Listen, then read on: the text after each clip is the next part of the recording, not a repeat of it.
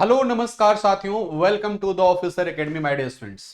आप सभी का द 15 मिनट शो में स्वागत करता हूं।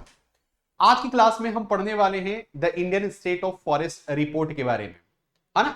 भारत में दोस्तों जो फॉरेस्ट से संबंधित जो रिपोर्ट जारी किया जाता है उससे संबंधित जो भी प्रमुख बातें हैं या प्रमुख तथ्य हैं जो आपके समक्ष मैं प्रस्तुत करने वाला। तो चलिए फटाफट आप लोग अपने कलम निकाल लीजिए और आपने दोस्तों कॉपी वगैरह निकाल के जो चीजें महत्वपूर्ण बातें हैं उसे आप नोट डाउन कर लीजिएगा।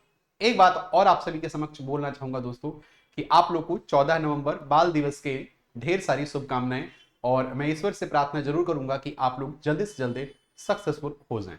तो चलिए स्टार्ट करते हैं। तो Indian state of forest report जो पढ़ने वाले हैं 2021 के लिए दोस्तों, जिसमें हम लोग सबसे पहले इंडिया के बारे में पढ़ेंगे, नेक्स्ट डे क्लास में आप लोग बिहार के बारे में पढ़ेंगे। सबसे पहले मैं आपको एक बात बता दूं कि Indian national forest policy of India, national forest policy of India जो है वो कहती है कि भारत की जो इकोलॉजिकल बैलेंस के लिए कम से कम भारत में 33% क्षेत्र में क्या होना चाहिए, फॉरेस्ट कवर होनी चाहिए। ठीक है, ये मैं नहीं कह रहा हूं दोस्तों, ये भारत का है ना, ये भारत का national forest policy of India कहता है कि भारत का जो भी इकोलॉजिकल स्टेबिलिटी होना चाहिए, इकोलॉजिकल स्टेबिलिटी के लिए कितना प्रतिशत, इकोलॉजिकल स्टेबिलिटी के लिए है ना 33% कम से कम क्या होना चाहिए, है ना, ज्योग्राफिकल एरियाज में फॉरेस्ट कवर होना चाहिए। ये भारत सरकार के, यह भारत की राष्ट्रीय वन नीति कहती है। ठीक है, तो ये बात, पहली बात तो आपको याद रखना है। दूसरी बात, अगर आपसे पूछा जाए कि इसके नोडल एजेंसी क्या है, नोडल एजेंसी का नाम बताइए जो, या फिर आपको बताना है कि किस मिनिस्ट्री के द्वारा यह फॉरेस्ट रिपोर्ट जारी किया जाता है, तो यह union ministry of environment, forest and climate change, अर्थात कहने का मतलब है दोस्तों, है ना, पर्यावरण, वन एवं जलवायु परिवर्तन मंत्रालय के द्वारा यह Indian state of forest report को जारी किया जाता है।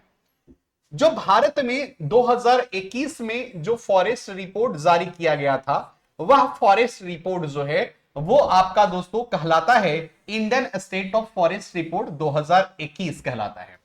यह फॉरेस्ट रिपोर्ट का 21वां संस्करण है। कितनावां संस्करण, 17वां संस्करण है मेरे प्यारे बच्चों। कैवां संस्करण है? 17वां। 2021 में आने वाला जो Indian state of forest report था वो भारत की 17वीं संस्करण था, जो फॉरेस्ट से संबंधित डेटा को उपलब्ध कराती है। जो पहला फॉरेस्ट रिपोर्ट आया था, पहला जो दोस्तों वन संबंधित डेटा प्रस्तुत किया गया था सरकार के द्वारा, वो 1987 में किया गया था। और इस तरह से अगर आप प्रत्येक 2 सालों पर, है ना, यह रिपोर्ट दोस्तों प्रत्येक 2 सालों पर जारी किया जाता है। यह रिपोर्ट जो है Indian state of forest report जो है प्रत्येक 2 सालों में जारी किया जाता है। तो इस तरह से भारत की 2021 में आने वाला फॉरेस्ट रिपोर्ट जो है वो 17वां रिपोर्ट होता है। अब एक प्रश्न आएगा कि सर 2021 के बाद तो सर 2023 में रिपोर्ट आनी चाहिए थी। हां, आनी तो चाहिए थी प्यारे बच्चों, लेकिन आपको पता है कि इस रिपोर्ट को बनाने में बहुत सारे क्या होते हैं, मेहनत लगते हैं। तो आपको बीच में कोरोना का टाइम था और इस कारण से यह रिपोर्ट अभी तक जारी नहीं किया गया है।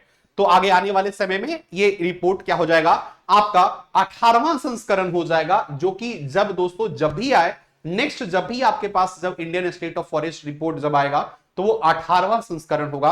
17वां संस्करण 2021 का था। आगे चलते हैं। देखिए, 3 बातें हम समझते हैं दोस्तों। हम लोग समझते हैं कि डेंस फॉरेस्ट का मतलब क्या होता है, घना जंगल का मतलब क्या होता है। देखो, घना जंगल आप समझना मेरे दोस्तों, इस प्रकार पेड़ पौधे लगे हुए हैं, इस प्रकार पेड़ पौधे लगे हुए हैं। अगर ये पेड़ पौधे का जो कैनोपी जो होगा, है ना, कैनोपी, कैनोपी का मतलब होता है मेरे प्यारे बच्चों, है ना, चंदवा घनत्व। कैनोपी का मतलब होता है चंदवा घनत्व। अगर चंदवा घनत्व जो होता है 70% से अधिक होगा, मतलब जो भी एरिया है उस एरिया में ऊपर से देखने पर ऐसा लगता है कि पूरा छत्ता जैसा, है ना, एक क्या है, पूरा एरिया घिरा हुआ है, तो उसी को हम लोग कैनोपी बोलते हैं। ठीक है, क्या बोलते हैं, उसी को हम चंदवा घनत्व बोलते हैं या फिर कैनोपी डेंसिटी बोला जाता है। तो अगर कैनोपी डेंसिटी 70% से अधिक होगा, 70% से अधिक होगा दोस्तों, तो उसको हम क्या बोलेंगे, घना जंगल के रूप में हम उसे जानते हैं या समझते हैं। अगर दोस्तों मॉडरेट डेंस फॉरेस्ट किसको बोलते हैं, मध्य, अगर हम दोस्तों घना घना वाला जंगल की अगर बात करें, जब दोस्तों क्या होगा, डेंसिटी जो है वो 40 से 70 के बीच में होगा। अगर 40 से 70 के बीच में दोस्तों, है ना, कैनोपी डेंसिटी होगा। अगर चंदवा घनत्व दोस्तों अगर कितना हो जाए, 40 से 70 के बीच में हो, तो वो मॉडरेट डेंस फॉरेस्ट के रूप में उसे जाना जाता है। फिर ओपन फॉरेस्ट की अगर हम बात करें, तो ओपन फॉरेस्ट जो होता है दोस्तों वो 40 से लेकर के 10, या फिर आप कह सकते हैं कि 10 से लेकर के 40% के बीच में, अगर 10 से लेकर के 40% के बीच में अगर फॉरेस्ट कैनोपी हो, तो ऐसे कंडीशन में क्या कहलाता है, उसे ओपन फॉरेस्ट, खुला जंगल के नाम से हम जानते हैं। अच्छा, अब आता है कि सर सर्ब्स किसको बोलते हैं, है ना, झाड़ी के नाम से हम कैसे जानते हैं। ठीक है, अगर चंदवा घनत्व दोस्तों अगर 10% से कम हो, ठीक है, तो उसे दोस्तों स्क्रब्स में, या दोस्तों उसे क्या कहते हैं, स्क्रब कहा जाता है ना, मतलब जिसको हम लोग खुला मैदान या घास के मैदान के नाम से हम लोग जानते हैं। तो ये बातें आपको याद रखना है, ये 3 बातें जो कि आगे चल करके मैं आपको बताने वाला हूं। अब कुछ बातें मैं बताना चाहता हूं कि निम्नलिखित बाघ रिजर्वों में वनावरण की, है ना, वनावरण की वृद्धि अनुभव किया गया है। ठीक है, अब इसमें कैसा अनुभव किया गया दोस्तों, वृद्धि का अनुभव किया गया है। किसके अनुभव किया गया है, वृद्धि का अनुभव किया गया है। तो बुक्सा टाइगर रिजर्व जो है वेस्ट बंगाल में, यहां का जो फॉरेस्ट कवर है वो बढ़ा है। ठीक है, अगर हम इंद्रावती की बात करें जो छत्तीसगढ़ में है, यहां भी दोस्तों जो फॉरेस्ट है वो बढ़ा है। हम अनामलाई अगर टाइगर रिजर्व की बात करें तो जो आपका तमिलनाडु में है, यहां भी क्या हुआ दोस्तों, है ना, यहां भी आपको बढ़ा हुआ दिखा है। अब आते हैं मैंग्रोव्स के बारे में।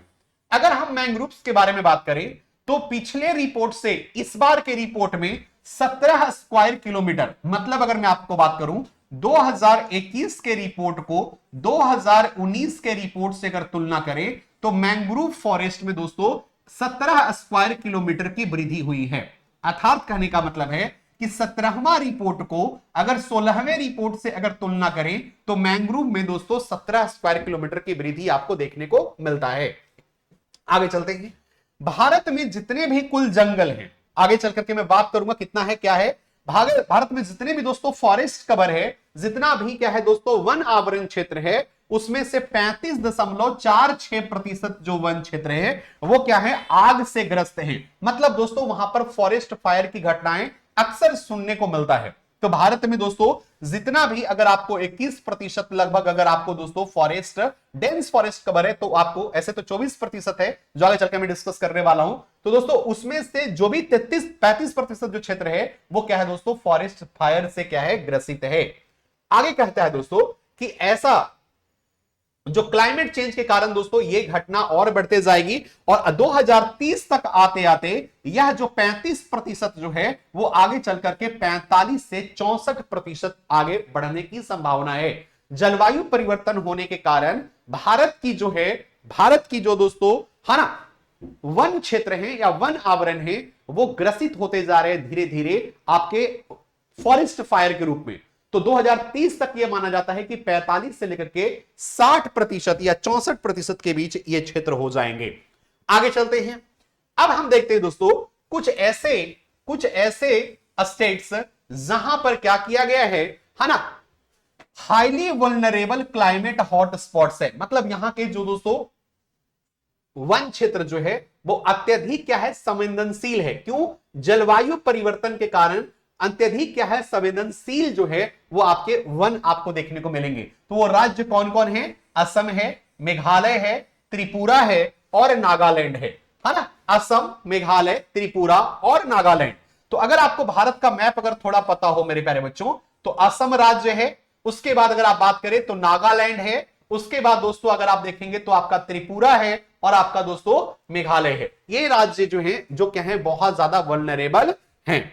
अगर हम कार्बन स्टॉक की बात करें, कार्बन स्टॉक का मतलब दोस्तों कार्बन निकल रहा है जो आपके एटमॉस्फेयर में, तो अगर हम बात करें टोटल कार्बन स्टॉक हमारे जो देश में है वो एस्टिमेटेड है दोस्तों 7200, है ना, 7204 मैट्रिक मिलियन टन, है ना। हमारे देश में दोस्तों कार्बन स्टॉक की मात्रा कितनी है, कार्बन स्टॉक की मात्रा कितनी है, 7204 मिलियन टन है, जो 2019 के तुलना में 79.4 मिलियन टन बढ़ चुका है। मतलब अगर बात करें 2017 का 2019 का रिपोर्ट का तुलना अगर 2021 के रिपोर्ट से किया जाए तो इसमें दोस्तों इसमें लगभग 79 मिलियन टन का आपको क्या देखने को मिला है, कार्बन स्टॉक में वृद्धि देखने को मिला है। आगे चलते हैं प्यारे बच्चों, बात करते हैं कि टोटल फॉरेस्ट कवर जो है भारत में वो 0.4% से बढ़ा है। इसका मतलब यह है कि 2019 के तुलना में 2021 की बात किया जाए तो 21 में भारत की जो टोटल फॉरेस्ट कवर है, टोटल फॉरेस्ट कवर जो है वो 0.4% से वृद्धि हुई है। और अब जाकर के भारत की कुल फॉरेस्ट कवर जो है दोस्तों पहले 21.6% था, अब 21.7% हो गया है। अब कितना हो गया दोस्तों, 21.7% जो है वो भारत का टोटल फॉरेस्ट कवर हो चुका है, या फिर कह सकते हैं दोस्तों वन आवरण जो है वो 21.7% हो चुका है। लेकिन होना कितना चाहिए, 33% होना चाहिए, जो कि मैं आपको शुरुआत में बता चुका हूं। भारत में दोस्तों ट्री कवर की बात करें, है ना, ट्री कवर क्या होता है, फॉरेस्ट कवर से अलग ट्री कवर। तो ट्री कवर का दोस्तों मतलब जहां पर पेड़ रहेंगे, फॉरेस्ट का मतलब जहां पर हम कैनोपी की बात करेंगे, फॉरेस्ट कवर का मतलब है दोस्तों कैनोपी, जहां पर 70% से अधिक क्या होगा, है ना, चंदवा घनत्व जहां पर 70% से अधिक होगा। तो यहां पर दोस्तों 721 किलोमीटर स्क्वायर की क्या हुआ है, वृद्धि हुआ है। और अगर हम देखें दोस्तों ये सारे स्टेट्स जिन्होंने फॉरेस्ट कवर में बेहतर प्रदर्शन किया है, फॉरेस्ट कवर इन राज्यों में बेहतर प्रदर्शन हुआ है, वह राज्य है तेलंगाना, आंध्र प्रदेश और उड़ीसा। तेलंगाना में दोस्तों 2019 की तुलना में 3% की क्या हुई है ना, फॉरेस्ट कवर की वृद्धि हुई है, अर्थात वन आवरण की वृद्धि हुई है। आंध्र प्रदेश में दोस्तों 2.2% की वृद्धि हुई है और उड़ीसा में आपको 1% की वृद्धि हुई है। तो आप अगर देखेंगे दोस्तों तो अगर इंडिया में तो यह है आपका तेलंगाना, आंध्र प्रदेश और उड़ीसा, इन्हीं क्षेत्र में दोस्तों क्या हुआ है, इस क्षेत्र में वन आवरण क्या हुआ है, बढ़ा है। ठीक है, आगे बढ़ते हैं। उसके बाद अगर हम बात करें दोस्तों, अगर हम area wise state with the highest forest cover की अगर बात करें तो यहां पर कौन कौन से ऐसे राज्य हैं जहां पर दोस्तों क्या है, जहां पर एरिया वाइज अगर हम बात करें तो सबसे अधिक आपको फॉरेस्ट देखने को मिलता है।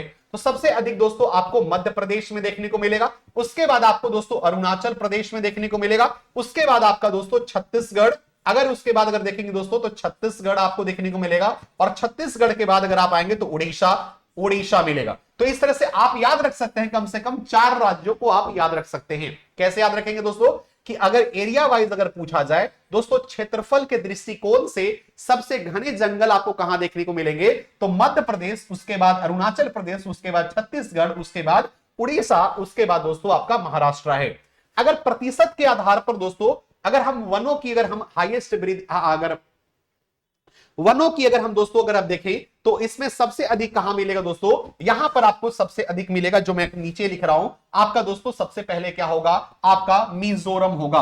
क्या होगा, मिजोरम होगा। मिजोरम के बाद आप चलेंगे दोस्तों अरुणाचल प्रदेश में, अरुणाचल प्रदेश के बाद आप आएंगे दोस्तों मेघालय में। कहां आएंगे, मेघालय में आएंगे, और मेघालय के बाद आप आएंगे दोस्तों मणिपुर में। तो ये आपको परसेंटेज के आधार पर, प्रतिशत के आधार पर यहां पर सबसे अधिक आपको वन देखने को मिलेंगे। तो प्रतिशत के आधार पर सबसे अधिक वन क्षेत्र कहां है दोस्तों, आपके मिजोरम में, उसके बाद अरुणाचल प्रदेश, उसके बाद मेघालय, उसके बाद मणिपुर। ठीक है, आगे चलते हैं।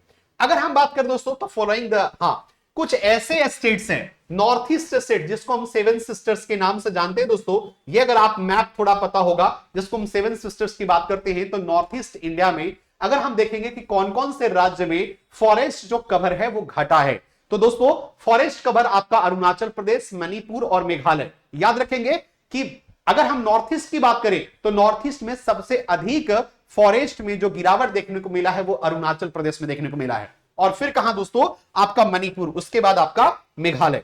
एक बहुत बड़ी नोटवर्दी चीज है दोस्तों कि मैं आपको बता दूं, यह ध्यान देने योग्य है कि कुल भारतीय क्षेत्र का लगभग 8% इन 7 राज्यों, है ना, ये 7 बहनों द्वारा प्रतिनिधित्व किया जाता है। फिर भी भारत के कुल वन क्षेत्र का लगभग 24% प्रतिनिधित्व करती है। मतलब भारत के कुल क्षेत्रफल का ये इसका क्षेत्रफल कितना है दोस्तों, 8% क्षेत्रफल है। लेकिन भारत में जितना भी वन क्षेत्र है उस वन क्षेत्र का 24% वन क्षेत्र कहां है दोस्तों, आपको यही 7 राज्यों में देखने को मिलेगा। तो ये भी बहुत ज्यादा नोटवर्दी चीज है, आप याद रखेंगे।